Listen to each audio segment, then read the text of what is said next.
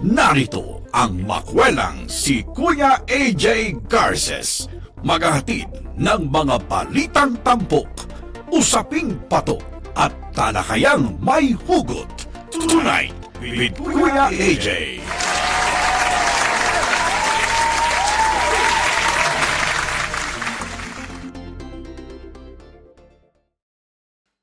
Good evening once again mga kababayan!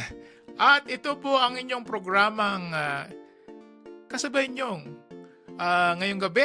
Ayan na, habang kayo ay nagbabiyahe o kaya ay nasa bahay na kayo nagpapahinga, panoorin po natin o samahan niyo akong pag-usapan ng mga napapanahong issues dito po sa North Luzon. Okay? Ang programang Tonight with Kuya AJ.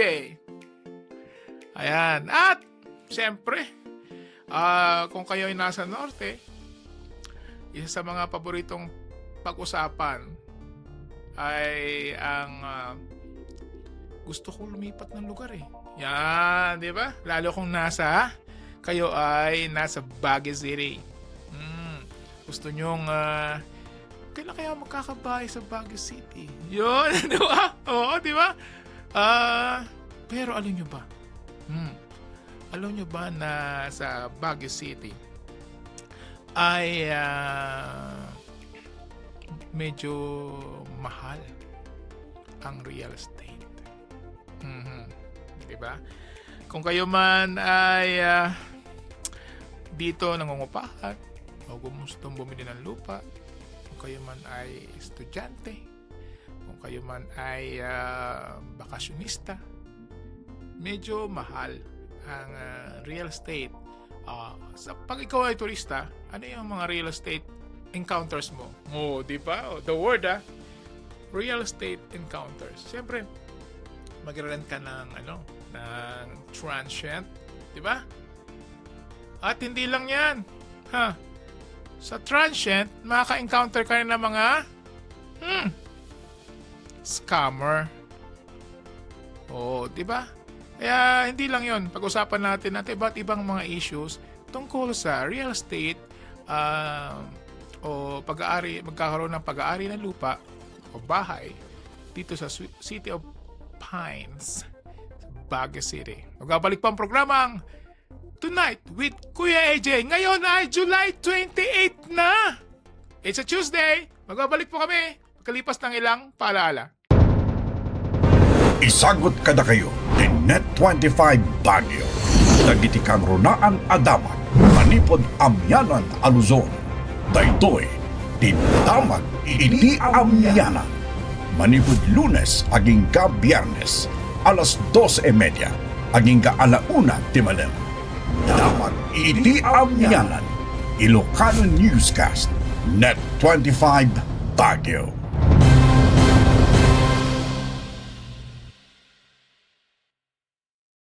Ayan, nagbabalik po ang programang Tonight with Kuya AJ. Siyempre, sino pang kasama nyo? Di si Kuya AJ. Di ba? Ayan, pinapatawa ko lang kayo. Ayan. At pag-usapan nga natin, balikan natin yung pinag-uusapan natin ngayong gabi. Mga quick discussions lang po ito. Dahil sa ating limited time. Ano yung mga concerns? Ayan, concerns ng mga gustong bumili ng property, mag-rent ng property, di ba? Ano yung mga concerns? Siyempre, unang-una, land ownership.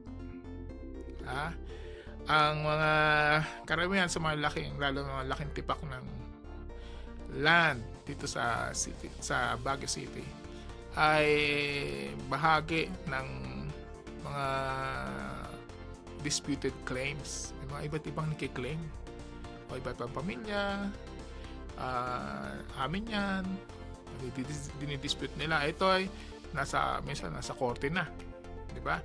Kaya bago kayo bumili ng lupa, siguraduhin nyo na walang problema, walang dispute. Kasi pag mayroong dispute, siyempre sakit na ulo yan. Biro mo, nabili mo na, tapos may kumakatok sa pintuan mo, nire-remind ka na mali yung bili mo, iba may-ari. lagot. Di ba? Oo, di ba? At kasi marami iba't mga claim na titles, di ba? Di bang titles nga dito sa Baguio City? Yan po mga issue. Siguro hindi lang naman sa Baguio City yan. Marami rin sa ibang lugar. Pero yan ay dito sa Baguio City, isa yan sa mga concern na kailangan nating bantayan. Oh, di ba? At siyempre kailangan nating para makasiguro tayo, ay pakumuha tayo ng geodetic engineer para malaman natin yung kasi geodetic engineer, di ba? Engineer na siya yung nagbibigay ng mga boundaries. Sila nag-set ng boundaries based doon sa titulo. Alam mo na ano ba, nag-encroach ka na pala sa kapitbahay. Di ba? Oh, nakuha na ng kapitbahay mo yung bahagi ng lupa mo. Oh, kailangan i-settle yan. Napag-uusapan naman yan. Kailangan idaan natin sa mapayapa at masayang usapan. Di ba? Nasi-settle naman yan. Hindi na masyado. Lahat na nakukuha yan sa init ng ulo. Isa rin sa mga issue po ng dito sa Baguio City, ang mahalang cost ng construction. Paano? Siyempre, una, yung mga supplier na construction materials. Yan, di ba? Bakal, semento, iba pa mga gamit sa constructions. Galing pa yan ng ang tawag ng mga dito sa Baguio, baba. Di ba? Galing pa yan ng baba. Oh, galing Metro Manila, galing ng Pangasinan, i-haul, i-akit siya ng Baguio City. Ayan na. So, may dagdag, transportation. Yan. Ay, may dagdag yun. At hindi lang yan. Kung ikaw ay nagpapagawa ng bahay sa hill, yan, di ba? Ang ganda. Nasa overlooking, nasa burol, di ba? Nako. Pag nagpapagawa ka na, nadodoble ang gastos sa triple. Bakit? Kasi yung mga gamit ng pang-construction, aakyat yan. Papunta doon sa property mo. Wala namang kalsada. Bubuhatin ngayon yan. Di ba? May charge yun. Bawat pirasa ng sako ng semento, may charge yun. Kailangan makipag-negotiate ka na doon. Kasi hauling, yun, iaakit siya. Kaya kailangan yan. Kaya medyo nagmamahal ang construction cost. Yan. Pangatlo, may bilang pala to, no? Yung una, yung land ownership, high construction cost. Pangatlo ay karaniwan po ng mga bahay ay lack of building permits. Tinatayo lang madalas na natatapos yung building ay wala talagang building permit. So kailangan para mga dahilan kasi ng mga taga rito ay medyo nagmamahal yung kanilang cost. So, building permit, papagawa ka pa ng design, everything. So enough lang naman para matayuan ng structure. Yun, sila nag-uusap. Yan. So karamihan po ay walang building permit. At kailangan siguraduhin natin na updated yung tax declaration at meron itong building plans. Yan yung binibili niyong property, lalo kung building o bahay na nakatirik sa property. Diba? Kailangan sure. Investment yun eh. At syempre pang-apat, water. Tubig. May mga lugar po sa Baguio City na hirap umakyat ang supply ng tubig galing sa water concessionaire. Yan, ang Baguio Water District o Bawadi ang tawag po nila dito. Tawag namin sa supplier ng tubig. Ngayon, kailangan alamin mo yung lugar kung anong schedule ng water supply. Di ba, meron thrice a week. Meron pag mang sinuswerte ka, daily meron tubig. Yan. Kailangan alamin mo rin yung water supply dahil ang Baguio City ay talagang may challenge lalo pag summer may challenge ang water supply, although may mga nag-deliver po ng tanker. O yun, ang presyo ngayon, 65 per drum. 65 pesos per drum. So kung meron kang 10 drums, 650. Pag summer, yung order ka ng 1 day, 3 days, 4 days pa bago ma-supply sa'yo. Kaya kailangan prepared ka. Yan. Kailangan nating madiskarte. Alam mo ba ginagawa ng iba? Pag umulan, nag-iipon sila ng tubig. Siyempre, pambuhos ng panlinis nila ng bahay, pambuhos ng CR, di ba? Kailangan makatipid ka. So, diskarte lang yan. Kaya kailangan mag-antabay tayo lagi na sa mga supply ng tubig at kailangan matuto tayong magtipid ng tubig. Ayan. At syempre, kailangan rin natin pag-usapan, lalo na pag maulan. Maulan po, opo, may taglamig. Ang mga molds. Ano ba Tagalog ng molds? Ate Darla? Amag. Yun, di ba? Amag, tama. Amag. Pagbukas mo ng cabinet mo, may nakadikit na doon sa damit mo o doon sa kesame mo. Inaamag. Dahil nga daw sa klima ng Baguio City. Dahil nga sa ulan at hamog. Diba? So, dahil nga yung mabasa-basa ang panahon, malamig, nag-umpisa tumubo o magkaroon ng mga molds sa inyong tahanan. So, kailangan nating bantayan dahil ang pagkakaroon po ng mold sa loob ng bahay ay pwede po kayong magkaroon ng karamdaman. Oo, pwede kayong magkasakit. Lalo na sa respiratory diseases. So, kailangan ang inyong bahay, karamihan po kasi mga bahay dito, ay medyo di ba nakakita kayo ng bahay na nasa roadside. Di ba kala mo yun ang first floor yung pala third or fourth floor na yun nasa roadside. So karamihan nagpaparent sila sa ilalim sa lower floors na, in which doon sa mga lower floors limited yung bintana, limited yung ventilation. So kailangan kukuha ka ng property, ito ay sigurado na well ventilated, di ba? Kasi dito nga sa Baguio City, kailangan mong laging nagtatanong sa mga kakilala o referral para kumusta ba dyan sa lugar na yan, kumusta ba yung lugar. So better, lalo na yung mga kababayan natin na masyal dito, kumukuha ng mga transient, although number of days, 3 days lang sila, maximum ng 5 days. Madalas naman nasa pasyal. Pero still, kailangan nyo rin i-check yung klase ng rerentahan nyo. Dahil importante yan. Siyempre, unang-una, yung health issues, dahil doon sa kung medyo damp o may mga molds na yung tutuluyan nyo, pwede kayong magkasakit. Tapos yung security rin ng lugar. Pero alam nyo ba, nasa Baguio, talagang hindi lang medyo typically, safe po ang Baguio. Kahit yung ibang mga namamasyal dito, nakakapaglakad ka sa gabi. Typically safe. Kahit ito ay tourist area, pero typically safe and peaceful.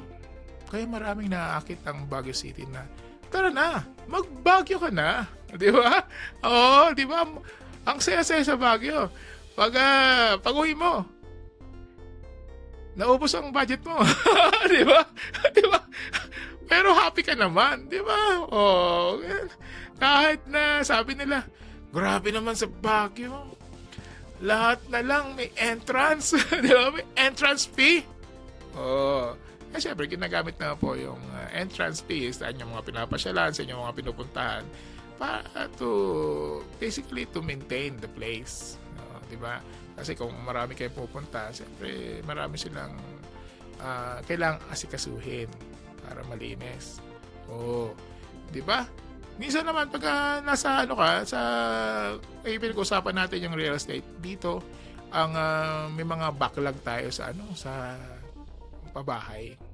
So marami pa ring talagang nangungupahan. Marami pa rin talagang nagsisiksikan. So may mga places po na talagang bed spacers, ganyan, dahil mas mura, di ba? Kaya kung kayo pupunta ng Baguio City at gusto nyo magkaroon ng sariling bahay at lupa, sana napakinggan nyo ang pinag-usapan natin ngayong gabi. Diskusyon. Ang bagong programa na inyong aabangan. Pagtalakay sa mga napapanahong isyu sa lipunan. Paghahatid ng mga mainit na balita at pakikipanayam sa mga nasa likod ng mga isyu. At pusisa sa mga mahalagang usaping kinakaharap ng taong bayan. Kasama ang veteranong mamahayag sa lungsod ng Baguio, si Fred Yoda. Abangan mula Lunes hanggang Biyernes, alas 4:30 ng hapon hanggang alas 6 ng gabi. Dito sa Net25 Baguio. Mapanood sa Net25 Baguio Facebook page at YouTube channel. Diskusyon malapit na.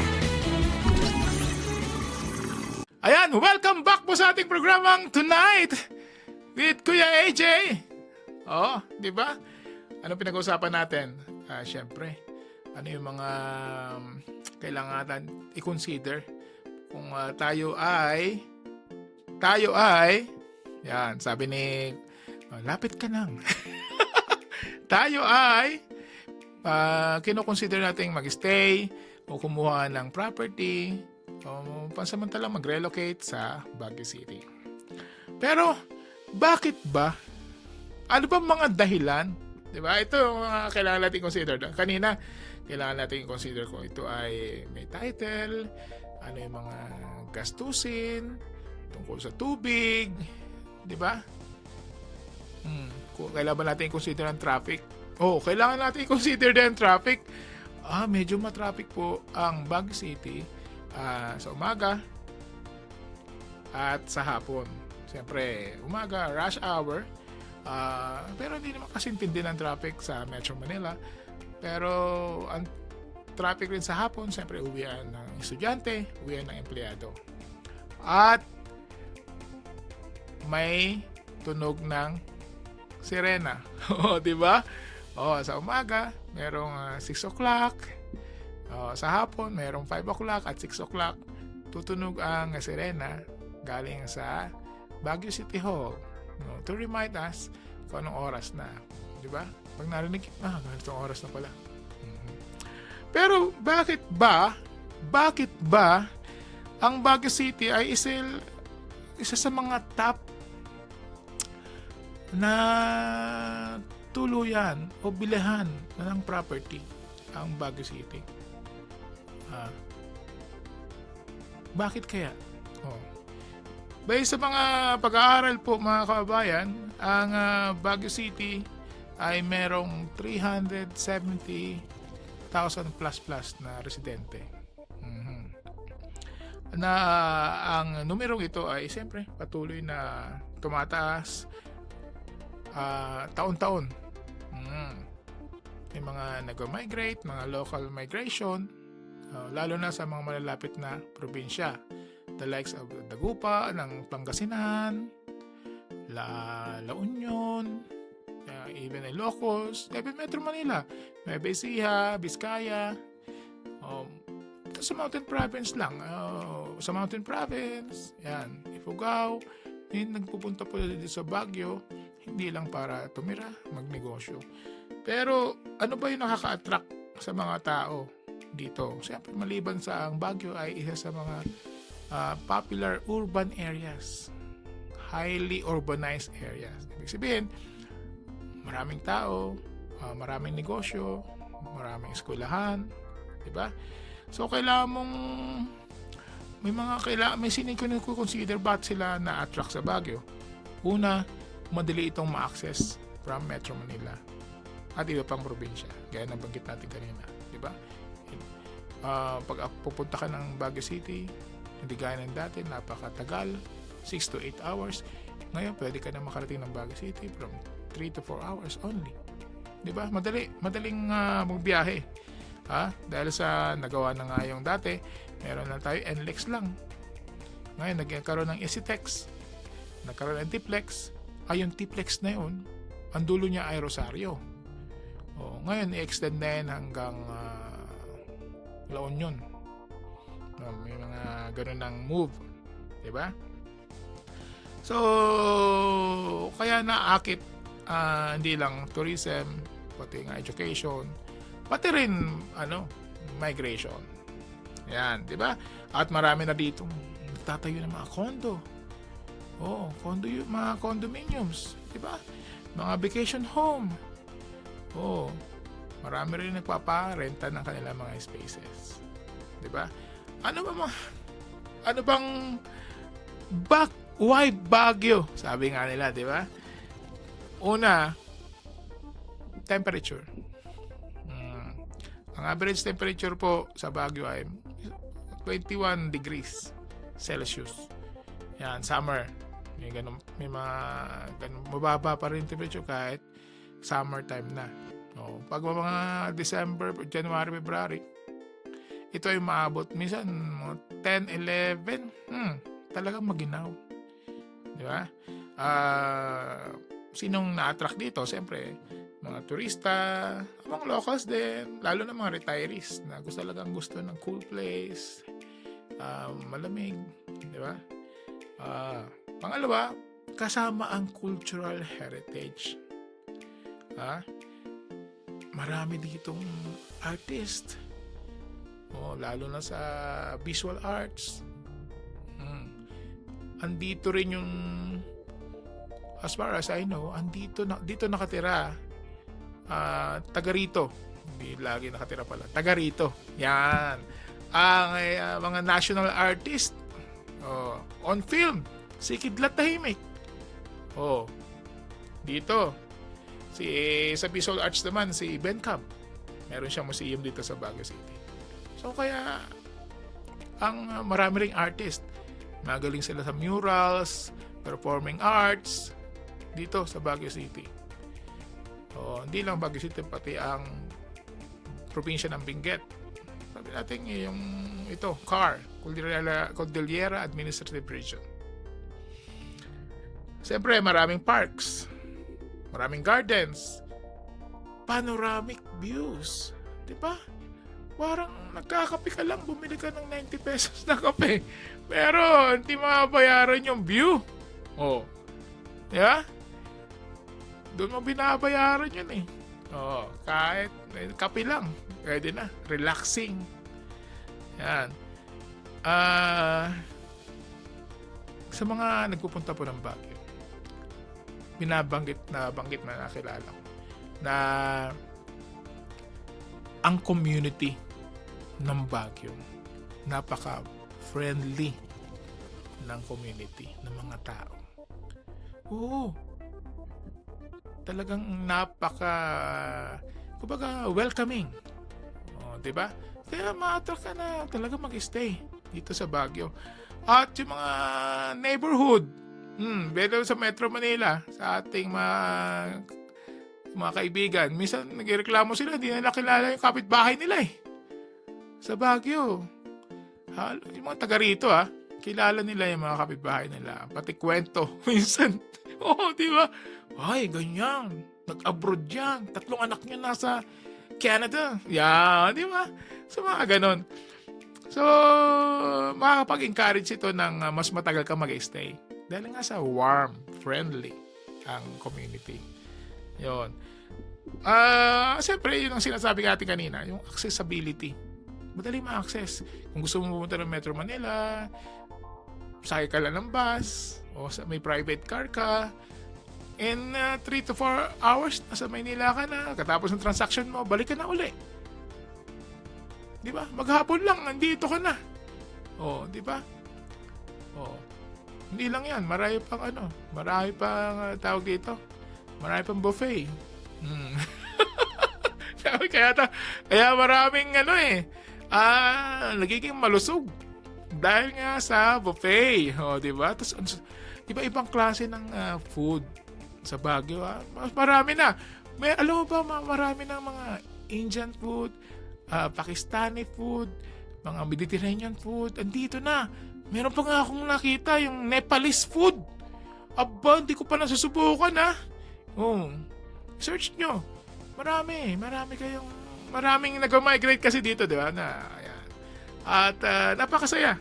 Masaya na, lalo na pag narinig mo, Baguio City, ito summer capital. Talagang attractive na tumira, hindi lang sa Baguio City, pati yung buong North Luzon. Masayang galing ka ng Baguio, tapos i-search mo naman yung mga iba't iba nating makikita sa mga kalapit na probinsya.